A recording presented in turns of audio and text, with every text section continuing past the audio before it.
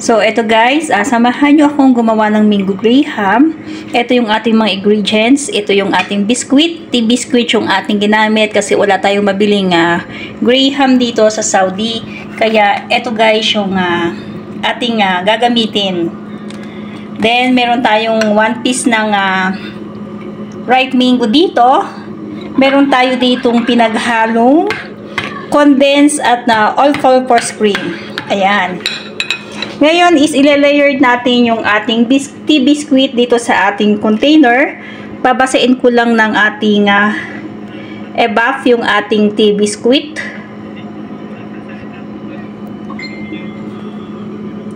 Yan.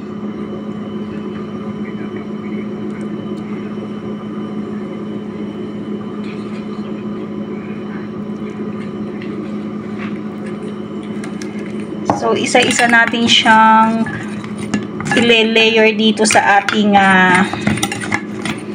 container.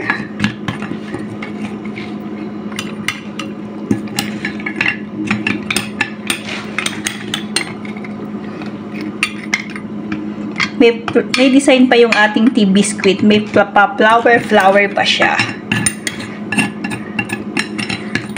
So guys, kakamayin ko na, malinis naman yung ating kamay. At naghugas naman tayo. So, ayan guys, isa-isahin lang natin siyang ilagay dito sa ating container.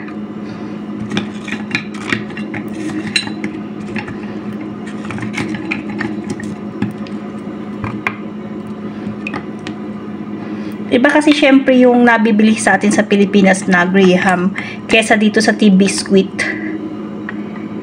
Ito parang medyo matigas siya ng konti. Kaya kailangan natin siyang i-dip sa e-buff.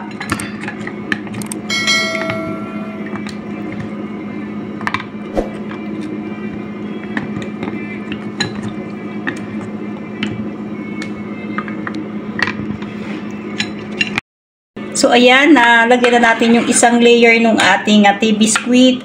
Ngayon is lalagay na natin itong ating pinag-combine na e-buff at ng ating condensed at ating all-purpose cream. Ayan, i-spread lang natin para ma-coat lahat yung ating tea biscuit.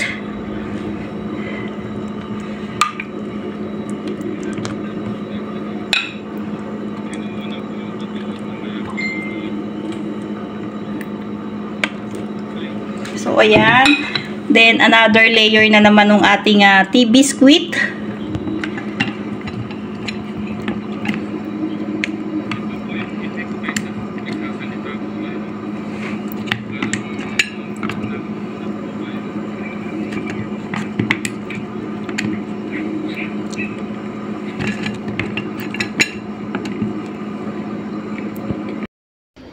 So, guys, ito, nakatatlong layer na tayo. Tapos, ito yung mga singit-singit natin. Linagyan natin ng maliliit na dinurog nating tea biscuit. Ayan. Ito na isyong pang 4 layer natin. Meron kasi siyang nagiging space, guys. Gawa nung sulok nung ating pinaglagyan. Ito na yung ating pang 4 na layer.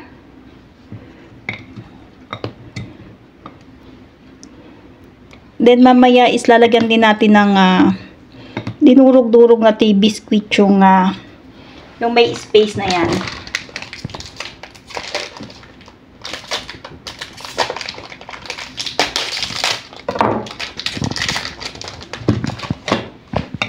So, eto na guys yung ating pinag-layer na tea biscuit. Naka-4 na layer tayo guys. Ayan na siya. At inilagay na rin natin yung ating mga condensed at ating all-purpose cream. So, ngayon is hihiwain ko tong ating mangga. Hiwain ko lang ng cubes na maliliit. Ayan. And then, gagamitan natin ng baso para makuha lahat. At ilagay lang natin dito sa ating ibabaw ng ating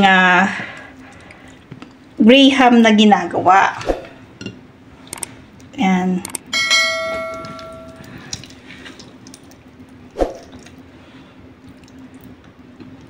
And guys, then ikakalat lang natin yung ating mangga.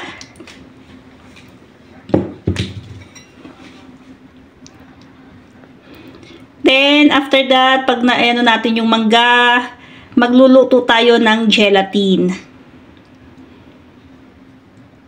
Yan. Yan guys, magluto muna tayo ng gelatin. Ito na po yung ating inilutong gelatin. Ngayon is, ilalagay natin siya dito sa ibabaw. Yan.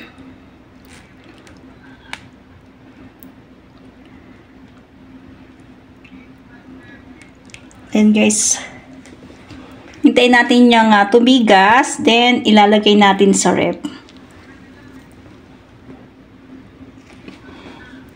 So, kulay green yung ating gelatin at yan lang din yung ating available na gelatin dito sa ating bahay. Kaya, okay lang po yan.